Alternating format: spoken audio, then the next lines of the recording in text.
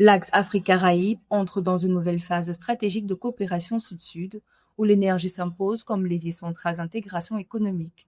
Portée par une logique de souveraineté partagée et de complémentarité, cette dynamique repose sur un potentiel concret.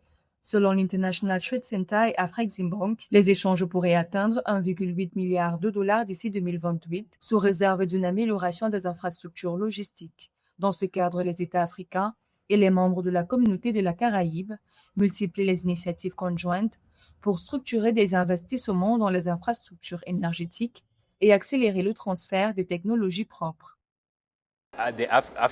L'Afrique et les Caraïbes entretiennent de longs liens historiques depuis déjà 400 ans, lorsque la traite négrière a débuté.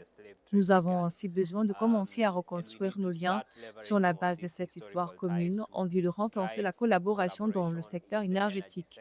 Nous voyons d'ailleurs une grande opportunité de travailler de façon commune entre les deux régions, notamment dans les secteurs des énergies renouvelables et des espaces énergétiques. L'Afrique, tout comme les Caraïbes, dispose de quantités importantes de sources d'énergie renouvelables. Au-delà des ambitions économiques, l'enjeu est structurel, bâtir des économies énergétiques plus résilientes pour un continent où 600 millions de personnes n'ont toujours pas accès à l'électricité en 2025. Cette coopération vise à réduire la dépendance aux chocs extérieurs, alors que l'Afrique reste paradoxalement importatrice nette de produits pétroliers raffinés malgré ses vastes ressources. Cette coopération énergétique s'accompagne également d'un enjeu logistique, améliorer les routes maritimes et les systèmes de transport pour fluidifier les échanges commerciaux entre les deux espaces.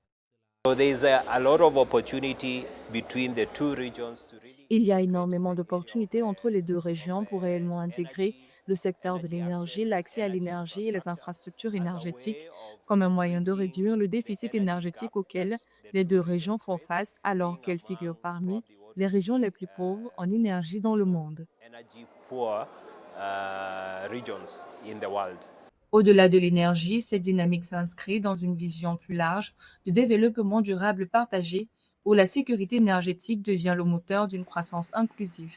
En 2026, alors que le PIB réel de l'Afrique devrait croître de 4,3% contre 2,1% pour les Caraïbes, cette alliance transatlantique s'impose comme un levier de résilience crucial face aux chocs climatiques qui amputent déjà les économies régionales de 5% de leur PIB par an.